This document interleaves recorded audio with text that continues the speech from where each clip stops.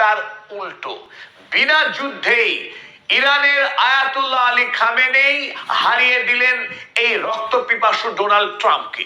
আমেরিকার সেনাপ্রধান ডোনাল্ড ট্রাম্পকে এমন হাড় হিম করা সতর্কতা শুনিয়েছেন যে ডোনাল্ড ট্রাম্প নিজের পায়ে উঠে দাঁড়াতে পারছেন না, এত ভয় খেয়ে গেছেন।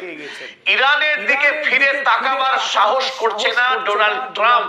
আর এই কথাতে এতটুকু রং মেশানো নেই, কারণ এই কথা আমাদের নয়, এই কথা বলছেন খোদ আমেরিকার সেনাপ্রধান জেনারেল ড্যানিয়েল কেইন ডোনাল্ড ট্রাম্পকে ছাপ জানিয়ে দিয়েছে, যদি ডোনাল্ড ট্রাম্প কারো কথা না ইরান করে, নিশ্চিত শুধু আমেরিকা পরাস্ত হবে তাই না, আগামী পৃথিবীতে সুপার পাওয়ার হিসেবে তার যে জায়গা, সেই জায়গা সুপার পাওয়ার হিসেবে তার যে জায়গা, সেই জায়গা